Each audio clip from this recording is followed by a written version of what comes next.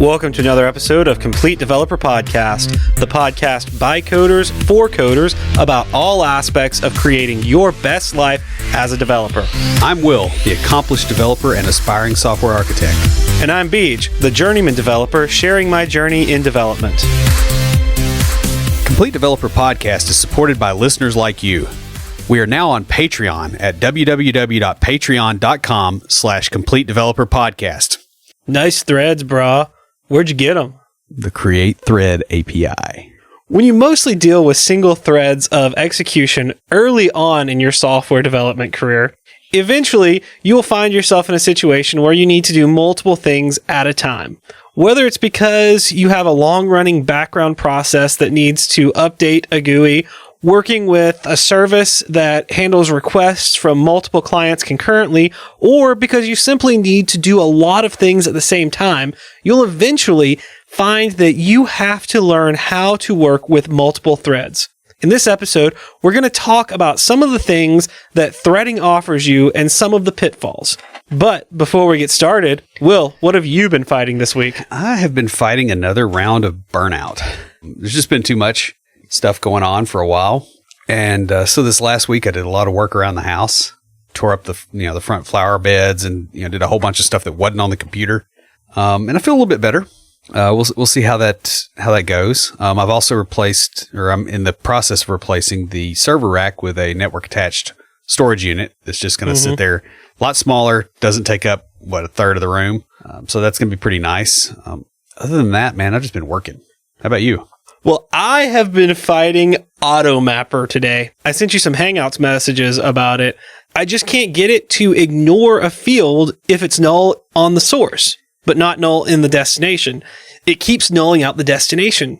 Eventually, I had to code it so that it populates the source data from the destination before mapping it. Yeah, it seems like bad. There ought to be a way to get around that. Of course, I don't like having... I don't know. Is the payload, is there ever a time that what's coming in from the source is not null? Right now, no, but that may change in the future. Yeah. See, my thought on that is it seems like you're using a single data type structure. Yeah. Where there really should be two. There's one for the payload that goes to the database, and then there's the message that's the update. And I know, because you run into this kind of stuff when you do CRUD a lot of times. Yeah, so I had to do that just to get it to work, and I put a note in there, so if anybody comes back and has to update it, they'll know that this was not the choice that I made, it was the choice that I was forced to use. Yeah. Now, in better news, this afternoon, I went to a meeting of the Nashville Technology Council for local group leaders. It had free pizza. I was excited. I didn't know it was going to have free pizza until I got there, other than the fact that they scheduled it at lunchtime, so I figured there'd be food. It was good to get together and a lot of fun to see so many people that I know and to meet new ones that are working in tech and helping people by running groups. It was also nice to be included in with groups and people that have been doing this for 10 to 15 years, whereas we've only been around for a couple of years. As a meetup group. So that's really awesome. One of the ideas they had was to have a centralized calendar with all the events and conferences going on in Nashville so that we could work together on scheduling. I thought that was a great idea. So much so that I pulled it into IoTs for this week. So I have a really neat concept coming out of Japan that Will might want for his home.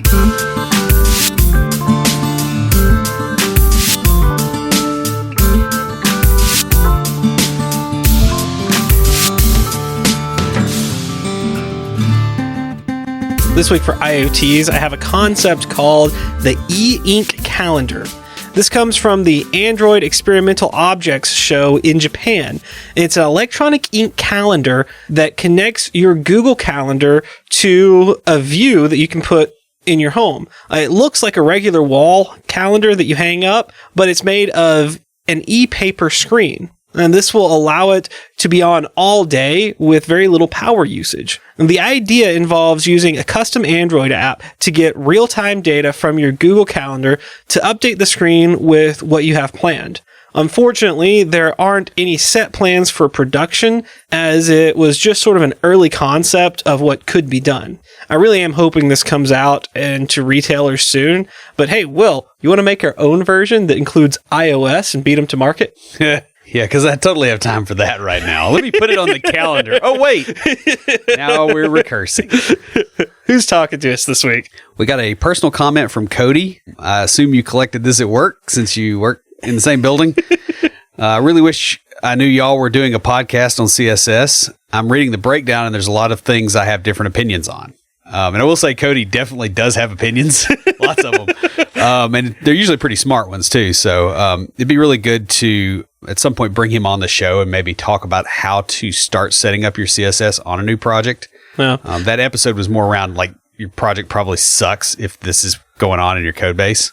Honestly, I'd love to see you and Cody hash it out over the differences. I think listeners might enjoy that too. We could call it CSS Showdown. Cody versus Will. Well, he'd probably win on that one because he actually likes CSS. Well, yeah, maybe. Yeah. But hey, Cody, thanks for that comment. That's really awesome.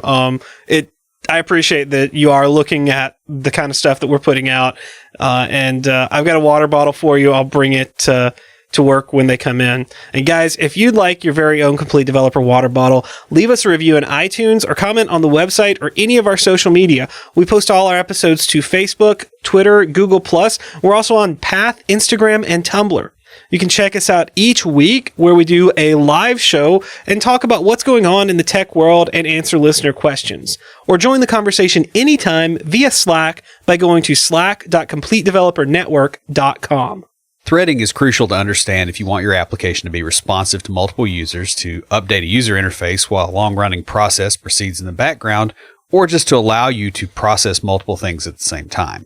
In addition, the concept is very useful for situations where you're awaiting blocking I/O or you want to take advantage of multiple CPU cores to get things done faster. In this episode, we're going to go through some of the general concepts you need to know to understand how threads work at an operating system level and what they are intended to accomplish. We'll discuss most of this with the context of the Windows operating system, but understand that this is a programmatic issue that most operating systems have to deal with. Unix variants will have a lot of the same concepts, but may handle them differently. This will be mostly definitions so that you can understand how the pieces fit together. In a future episode, we'll discuss more of how to safely write multi-threaded applications. Yeah, and before we get too much further, the reason I didn't get into Unix threading is because I'm probably about second order ignorant on that. I don't know what I don't know. I've done some threading on there, but that's just not the bulk of my experience. The bulk of it has been on Windows. Mm-hmm. So that's where I'm coming from on this stuff. And so we'll start with the first one, which is concurrency. Concurrency is the execution of several computations during overlapping time periods instead of being done sequentially. Note that this definition doesn't say anything about the architecture of the system. It doesn't matter if it is across threads, multiple CPU cores, multiple processes, or even multiple computers. It's just an overbroad definition of here's what we're calling this type of execution. So basically, concurrency is two or more things happening concurrently or at the same time. Right, because you and I can work on something concurrently. Whereas only one of us is going to be multitasking individually, right? Which is the next one. Multitasking is the concurrent execution of multiple tasks, also known as processes. New tasks can interrupt running tasks before they finish instead of waiting. Right. And this is what's referred to as preemptive multitasking, which is what you're going to see on Windows and a fair-sized chunk of other operating systems. There were older systems that you actually, would work along and then you would say, okay, now I'm yielding to some other thread. Mm-hmm. And so your stuff would only get interrupted at certain points, which sounds great from, hey, I'm writing code, but it's real bad from an operating system perspective because somebody could just go, yeah, I'm never yielding. So to go with you're using us, we could be concurrently working on episodes. So both of us are working on an episode. You are working on the body, the content, and your tricks of the trade to make them match up. I'm working on the intro material and the IoTs to make them kind of go together. And we're both multitasking, doing a couple of things, working in different areas. So we're each multitasking and working concurrently. Right. Now, of course, the preemptive thing would be like I'm talking and you interrupt, or vice versa. Yeah. So that's a reasonable thing. Now, these tasks will share common resources. This is stuff like CPUs, memory, typically not as much on other I/O devices, because usually you want to have one thread that's got that thing under control instead of a whole bunch of stuff messing with it. Note that the definition of multitasking allows 2 or more tasks to advance during the same time period. This does not necessarily imply parallel execution. So it might be, I edit some and then I go, okay, hey, my hands are getting tired. You edit. So it's like pair programming. Might be an example. That'd be a good example of that because with a shared resource, a shared keyboard, for instance. Or if you're doing something like going to Microsoft, the Visual Studio Share. Yeah. I don't know. Have you used that yet? I've not. I have. We've used it at work and I've used it on side projects too. Like as soon as that was available, I jumped on it because it's a great idea. But it basically, one person has the person that's sharing, it's their instance of it. And then you basically have access in the Visual Studio or Visual Studio Code to work on my instance. So it's as if if you had to be locked, then you would have one person with it, but multiple people could be working on it at the same time and pair programming that way. It's nice. We do this with our view models now when we're creating all right, how's the data going to be passed between the UI and the API? I'll get on with our UI developer and we'll just have one instance and we'll both be working in there. And so It's nice. And yeah, that's sort of what it is because you don't want 2 people, you're sharing the same code base, so you don't want 2 people going at the same time. Yeah, it's the time cop principle. Same matter can't occupy same space at the same time. Yeah, how about a 90s throwback right there? Awesome geek reference there. I love it. I love it. So we talked about the preemptive multitasking, which is the type used on Windows. That means that if your thread is executing and your stuff is going, it could be interrupted at some moment, and another thread could execute for a minute, and then it jumps back to you. There's all kinds of stuff that we're going to get into later. That also means that if you're sharing resources between multiple threads of your stuff, you can't necessarily guarantee execution order as well as you might think. Basically, it divides the available processor time amongst a group of processes that need it. Right. So next, the interruption of running work means that the state of existing process is saved and the state of another process is loaded. This is referred to as context switching. Right. Now, the thing to note here is just like with human multitasking, context switches are not free. Right. That's CPU load that still happens when you switch. So if you switch too much, that ends up being all you do. Just switching back and forth and you never get anything done. Right. And we've all had jobs like that. We just have. I want to say we've all had classes like that, but I don't know that everyone's had classes like that. Yeah. In school. Now, the context switches can happen at any time during the execution of the code with some caveats on that. Consequently, if you're doing multi-threaded development, you do have to be really careful about shared state between threads because you just don't know when something's going to hit. And so you'll get weird timing errors. The metaphor for the shared state that we're going to use in this episode will be that of a shared bank account. And a single person having access to the account can easily balance it and manage resources, but the complexity goes way up the more people have access. Yeah, so if Will and I shared a bank account, that would be interesting and horrifically horrible. Yeah. Realistically, what you do is you just give the bartender access to it. Save us the signature work here. Right. Yeah. So while context switching makes multiple work threads possible, it also means that weird problems can crop up due to one thread having a stale information or old state. Right. So we'll get into the definition of what a process is first, because this kind of branches down from here. A process provides the resources needed to execute a program. This is stuff like your virtual address space, your memory that your program owns. Okay. Versus somebody else's program. That way you can't write to somebody else's memory, because that would be real bad. You could destabilize somebody else's app accidentally and they get blamed for it being a pile of crap. So I've been watching a lot of older sci-fi, and one of the one of the tropes that you don't see as much nowadays, but you did back in, I guess, the late 80s, 90s sci-fi was telepaths overriding people's memories. Yeah. And this is what it makes me think of is, like the damage that does to the person's personality, and, like it completely changes who they are. Which is why we don't allow that with our processes. They have their own virtual memory space. This is stuff like environment variables, that kind of stuff. You spin up a process usually with a single thread. I believe in Delphi and a lot of the other stuff, there's actually a thread for managing windows, like the event loop, and then there's one that's actually for controlling that, and that's just kind of built in. I'm not 100% sure on that one, but just let's go with that. That now, works. The thread that launches can create and control other threads of its own. That is one nice thing about threading, is you can spin off another thread when you need one. All threads in the process share the same virtual address space. So it's like a pen full of sheep. That's a nice way to put it, right? So a thread is the entity within a process that can be scheduled for execution. Like, you create a new thread by specifying the memory address of the code that will be executed when that thread runs. Right. So if memory in a process is shared between multiple threads, then you need to make sure access to that memory is synchronized properly. This is where this whole synchronization context and all that stuff comes into play. Mm-hmm.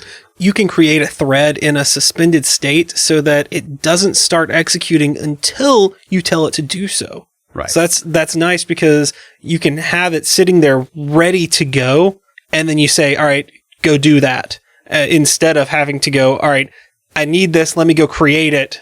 Right, because that takes time. Right. Because of that, you've got a lot of stuff you have to set up with a new thread, and you may want that done in advance so that you can respond quickly to an event that is occurring. Each thread gets its own stack space. You probably haven't dealt with this unless you've done like assembler or low-level programming, but when you allocate a program, you basically say, here's how much stack space I will allow, and you can, you control memory usage and all that, but the big thing with the stack is if you get more than a certain depth in there, you run out of stack space. You get Stack Overflow. Which is a great website. Yeah. Every developer loves and should use Stack Overflow. Yeah. In Windows, this space is deallocated when the thread exits, but not when it is terminated by another process. The same thing with memory and stuff that's available. There's some reasons for that. I'm not sure what they are, but it's there. Now, each thread will be identified by a handle, and we probably should talk about what a handle is as well, because I don't know that we have brought that up before. A handle is a pointer to a pointer. The idea being that you have a pointer that points to where the thing actually points to, so that can be switched out without messing with yours. Mm-hmm. And you interact with stuff that way. It's basically like a second degree abstraction. Right. So like you have a handle points to a pointer that points to the actual location, and you can change out the actual location so you don't have to change your handler right where it points. And I think some of the other thing there too is because some of that, you're pointing to a memory location somewhere that's maybe shared space. So like if you're calling into an API, it's got control of its innards, and you can't just reach directly in there and mess with stuff. I was just thinking about it. Nobody could see the hand motions that I was doing. We really should get a video recording of this. Oh yeah, that would be great. Where we just say, pause, let's grab a beer. Yeah. That's because that happened a minute ago. What we would have to do is we would have to have the beers ready to go, already opened, and or a keg. That's what we need in here, is a keg. I'm off topic. So for the example we're using, think of a thread as a person that has access to the bank account and is going about their day. That's a thread of execution. There may be one or more of those. So the thread scheduler handles the scheduling of threads for execution. That's why it's called the scheduler. Right. This is done based on priority, which ranges from 0 to 31 on Windows, with higher numbers having a higher priority. And on Windows, the thread with a priority of 0 is the one that frees and zeroes up memory pages when they get freed. So like you call malloc and you get a chunk of memory to work with. When you're done with it and you deallocate it, that will be sitting there with whatever you had in it. The thread with priority 0 cleans that up and zeroes it out, so that if somebody else gets allocated that stuff, they can't read it. Okay, yeah, I see what you're saying. The thread that controls the GUI is typically set to a higher priority than the background threads so that it can interrupt their execution so the app remains responsive. That makes perfect sense because you want what's displaying on the screen to move faster than what's behind it. If you think of like your typical website, so you have your longer running processes, your more calculations on your API that's sitting on a server that has a lot of RAM, a lot of other things that it can handle. And you want your faster stuff in the browser, in your JavaScript, because you want to be able to move through that quickly and send it off somewhere to be processed and come back. Yeah, and I'll give you an example of a artifact of this. And this goes back to Windows 3.1 probably, or before. This is a real long time ago.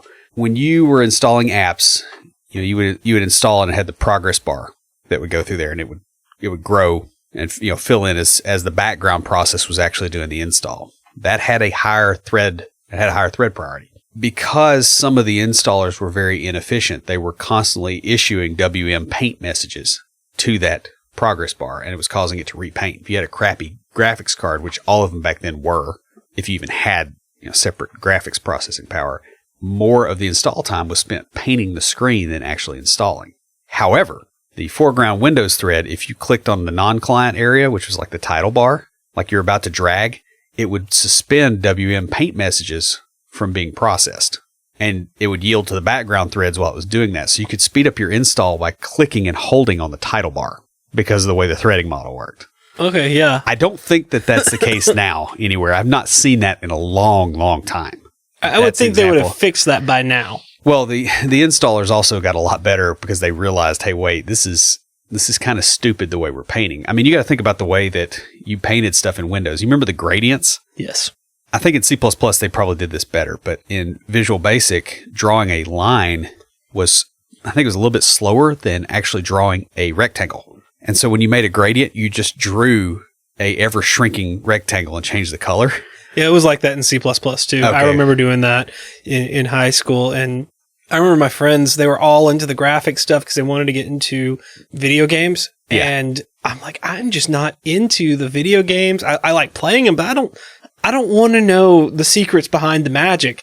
I'd rather that be, somebody else's problem. Yeah. And I want to focus on the data and the manipulation and that fun stuff.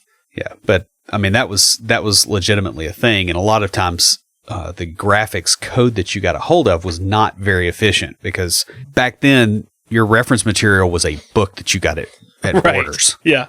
You drove to the big city and you got a book. You went there once a quarter, maybe. Well, maybe for you. Yeah. I grew up right outside the city, so I went to my grandmother's house every weekend in the city. Yeah. So it was a completely different experience. Yeah. It was a bit different. But I mean, I say city, it was Nashville back in the 80s and 90s, so it was more like a big town, but we did have a couple of big bookstores. Yeah, so. I remember. So with the thread scheduler, you can do special things like calling a wait function using thread.sleep, or use a critical section if your main thread has to wait for the background thread. Please do not do thread.sleep in a web server context. The reason I say this is because the web server only gets so many threads to work with, and when you put one to sleep, you're not actually releasing that thread. You're just hanging on to it and making it not do anything. If you do that enough, the whole web server stops doing things. I was going to say, you don't have very many threads to work with, so if you put one to sleep, you're basically go over here and stand in the corner and do nothing. Well, it's like Cartman taking his ball and going home. Yeah. Yeah, my thread, taking it back, going home. It's like, okay, it's over, it's great. Yeah, that'll be in there, I know.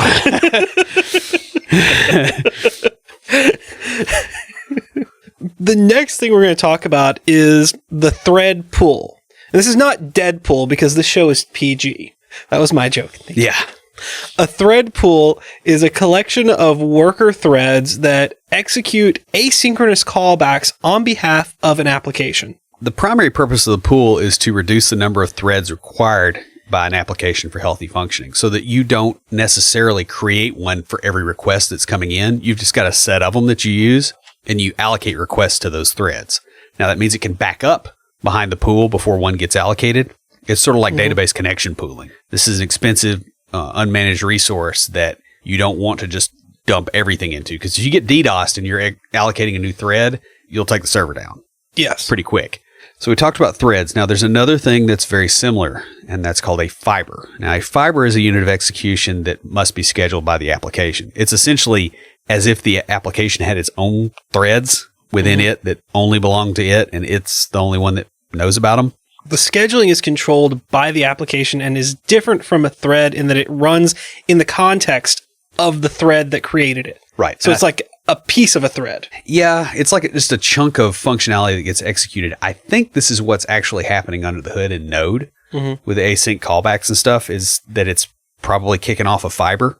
Yeah, that makes perfect sense. You know, and you run multiple instances of Node and load balance between them, but when they're processing requests, the reason it's so fast is probably because it's allocating fibers instead of threads, because the allocation speed is faster and all that jazz. Yeah, this is really handy for porting applications that expect to control their own thread allocations and scheduling. Using the metaphor of a shared bank account, you might think of this as either myself or Will having a business that we run out of the main account as an example of a fiber. Like, for example, Bowtie Beach. That's my blog and sort of my own little thing that may be part of the larger organization, and its spending is controlled by the larger organization or complete developer network, but it doesn't exist apart from it. It is like a subsidiary or whatever. It's a piece of that main thing. Right. And its spending is controlled by you, the worker thread, not me, the other worker thread. Right. And so it spins up in that context. So the next topic to discuss is thread local storage. And this is a way to provide unique data for a thread that the owning process can access using a global index. In other words, it's a way of saying, hey, this stuff is local to this thread. Other threads don't get into it, but the process that spins it off can. Yeah. Fibers also have a fiber local storage, which serves a similar purpose at the fiber level. So if you think of, in the way I think about this is, for example, you have, I'm going back to my web development because this is what I do, but you have MVC. Right. All right. And if you think of it in the broad context of the UI is the view, the database is the model, and the API is the controller. Well, within the API, you have a model, a view, and a controller. Within the UI, you have a model, a view, and a controller. But each of those are just components of the larger system. And so it's basically the larger system on a smaller scale within the larger system. Well, yeah, you can look at it, I guess, that way, because if you think about the fiber, it's a split of the thread's resources. The thread is a split of the process's resources, and the process is a split of the OS's resources. Right. That's what I was getting at, is it sort of goes, it's like a tree almost. Yeah. Having a separate copy of some data per thread minimizes the areas where race condition can occur. In other words, that thread gets its own copy of stuff, so other threads aren't messing with that while it's executing. So since you've mentioned it, let's go ahead and talk about a race condition or a race hazard. And that is incorrect application behavior that can occur when the output is dependent on the sequence or timing of other uncontrollable events. And this is one of biggest headaches that I found in web development. With like JavaScript callbacks? Right. JavaScript, and then I've run into it a couple of times in C# too. Yep. There are three things that when we have a bug, we look for. One, first thing is, did someone typo? Two, is it a grants issue on the database? Because that's always a problem. And three, is it a race condition? And four, is it an off by one error? Yes. So there we go. I love that. That was great timing. A good example of this occurs when you make an async call across the network to retrieve some data, but continue processing without waiting on the data to return, making the assumption that if you do enough other work in the interim, that the data will have returned by the time you need it. This can work on a development system, but will eventually bite you in production. You'll have a lot of weird network behavior. Yeah, that's what I was talking about. We've run into all sorts of problems. And the issue I find, and when I assume it's a race condition, is when I don't get an error in my logs. Something doesn't work right, but there's not an error in the logs. First thing I do is I throw in some breakpoints and go, I bet it's a race condition. And if we hit the breakpoints and it works, then usually that's how you know. It's so hard to tell these with debugging that, it's like, oh, well, it works in dev. And it's because we've got all these breakpoints set and it's got a chance to catch up. That's part of the reason a lot of people do logging, and use that heavily as their main debugging tool is because, even though it does change things, it changes them consistently. That's true. Instead of how long you sat on a breakpoint, because a millisecond is a long time for a processor. Very true. This can also occur when two threads are trying to access the same object, one for reading from the object and the other for deleting the object, among many other things. The timing of these operations is critical and may not be the same across systems. Right, because you can't guarantee when a thread is going to get interrupted and when it's going to come back. So if you have two of them accessing the same thing, it doesn't go real well. Going with the previous metaphor, assume two spouses have a bank account because that makes this a little bit easier and a little bit less weird. Let's say that your bank account balance is approaching zero. It's the end of the month, paycheck's a little ways away, whatever. And the couple isn't exactly setting priorities or communicating real well. An overdraft can occur because the balance dropped further between the time when a particular spouse checked it and when they spent money, because the other spouse is also spending money. That's essentially a race condition type scenario, because one of them, instead of evaluating and going, oh, I don't have enough money, I won't spend, they have a cached bad state for the account. Next, a critical section is a piece of code that accesses a shared resource that cannot be accessed by more than one thread at a time. Yeah, and the equivalent to this in the previous metaphor might be if a couple sets up a system so that only one spouse has their name on the account at a time. That spouse is the only one that can access the account then. The other one has to wait their turn. Now, obviously, this is not something you do in real life, although it might work the same way with a wallet. Or if you only have one card. Yeah, well, I'm using that later, but I'll explain that here in a minute. This doesn't require communication between threads, so the overhead is lower. So if you use a critical section, you cut out a lot of clock cycles for instead of using something like a mutex. And that's why this is here. It can be a problem when a critical section is executed over a long period of time. That can be compared to one spouse going on a week vacation and not switching the account information back over until they return. The other spouse can't buy gas in the interim because they have no access to the account. Now, the next thing is a mutex. And this is really tricky to get in combined with the critical section idea, because you jumped the same direction that I did when I was writing this. And bear in mind, I deal with this stuff all the time. Because, you said, okay, if they have a shared card, that card is an artifact that lets them access the thing, which is why it's different than a critical section. It's like you have it or you don't versus it being indirection. I see what you're saying. So, like, it's instead of the critical section is the access to it, the card is just the method of access, because there's other methods of access, right? Like a checkbook or other things that you could use than a card. Up, yes. Yeah. Okay. I follow. And that's why I went there. Now, a mutex is an object in a concurrent program that serves as a lock and is used to negotiate mutual exclusion between threads. The object upon which the lock is placed can be any number of things. And as we explained before, it might be something like a single debit card on the account issued to the couple. A member of the couple will take the card when they need it and put it back when they don't. Again, this runs into the same problem of what if one of them takes it for too long? That becomes an issue.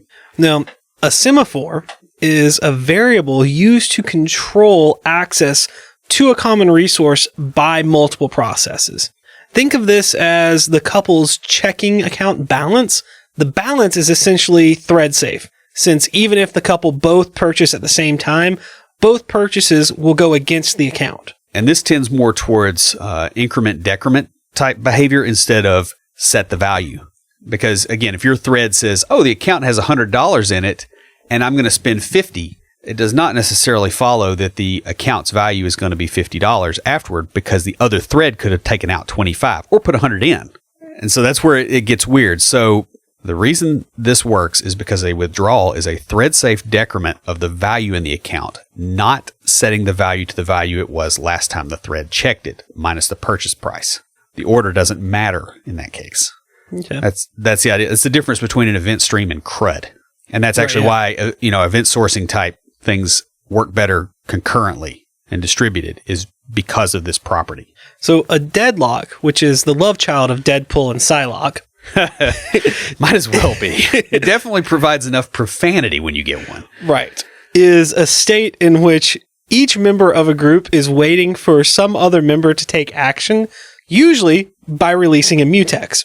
Back to our couple example. In addition to their bank debit card, a mutex, they also have a Kroger card that they require when going to purchase groceries. This sample is definitely reaching, but imagine what happens when both spouses are going to Kroger to buy different things.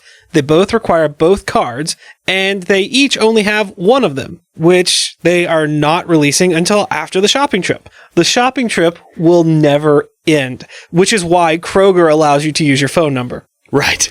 And they give you 2 cards when you get them. Well, this is also why couples shouldn't be stupid. Right. Well, I'm just going to throw that out there. Like, if you actually have this problem, maybe. Yeah. Yeah. Now, also note that this deadlock situation can be fixed by lowering the lock granularity or having a wallet that has both cards in it and locking on that. This can, of course, slow throughput if not all the things in the wallet are needed. For instance, your Lowe's credit card might be in the same wallet. If you make your lock granularity to whatever the opposite of granular is, I can't think of the word right now, you make it too broad, then you can't get access to resources until some unrelated lock is released. So you don't want that. So you have to kind of play with the granularity of these things a little bit. A live lock, believe it or not, that's something that goes with deadlocks, as bad as that is. A live lock occurs when multiple processes change in regard to one another, but neither moves forward. And this is even dumber than a deadlock. So our poor couple that we're discussing here can't be real people because they would never be able to get to the store to have this problem. However, but we're going to use the metaphor anyway because that's a great way to explain things. Let's say they both have a rule that if they are trying to get the card for an hour and the hour passes, they will let go of the card for the other person to get. Sounds reasonable, right? It's a way to avoid a deadlock. If they don't still have it, they've relinquished the card, and then they try immediately to get the cards they need again. In other words, the idea is that the other person can. This sounds like something you would see in a video game. Yeah. With proper timing, it would be possible for both spouses to get a single card, wait for the other until it's time to relinquish the cards, and switch, or get the same ones again. And so they never move forward. Yeah, I see what you're saying. Right? Because people hopefully generally aren't that stupid, although if you get enough of them, that's debatable. Computer threads, they do what you tell them to. Mm-hmm. So it's your fault as a developer. And trust me, at some point you will be this dumb. Yes. A priority inversion occurs when a lower priority thread holds a resource required by a higher priority thread, which that higher priority thread can't continue its execution. So an example is one spouse has gone to Bass Pro and they're looking at a selection of fishing lines, and the other spouse needs the card to pay the mortgage, right? That's a reasonable example. You can turn that around however you feel is appropriate for this metaphor. But the idea being the high priority thing can't happen because the low priority thing happened and took a mutex. And this will burn you, especially with GUIs, because the GUI could be going, okay, I need a mutex for this one, little operation that I'm doing, and a slow moving background thread has that mutex and is never getting switched to because the GUI is going, hey, do I have it? Do I have it? Do I have it? Over and over again. Got to bear in mind, computers are dumb. They do what you tell them. Now, guys, threading is a complex subject, especially at the lower levels. Problems from threading issues can occasionally bubble up and interfere with higher level coding. When we talked about especially race conditions in web development happening a lot, It's also absolutely critical to understand if you need to write high-performance code. This episode has been an introduction to the basics of threading. We've focused on learning the terms, what they mean, and how they are applied. It's a little bit of a shorter episode just because that's been what we focused on. Coming soon, we'll have a more detailed episode about threading, including things like best practices for multi-threaded code. But until then, that pretty much wraps us up. Before we close everything out, Will, what do you have for us this week for Tricks of the Trade? Well, I just want to point out that algorithms are very useful tools for understanding how your daily life can be made better. It's not just a computing subject. It's great that it is, but you can use it for other things. For instance, we talked about bank accounts as shared resources. This is exactly why my wife and I have separate accounts. I recognized this early on as being a situation where shared state could cause problems, and essentially put the accounts in thread local storage. We each have our own accounts. Now, we still communicate about money, and that communication, because these two things are separate, is not pathological. One of us doesn't cause overdrafts to the other. Now, we may have to transfer money and those kind of things, but it's not set up so that one person gets the resource before the other one does, and it's a race. This was especially important in the early stages of when I had a business, and while I'm on this podcast, because it allowed me to spin up and control a separate fiber for managing business expenses, which is already complex enough without adding another party, in other words, another thread to the mix. You can use these things that you learn in computer science class to greatly enhance your daily life and to just get rid of problems. If you look at them algorithmically, a lot of stuff goes away real quick. So that's pretty much all I've got.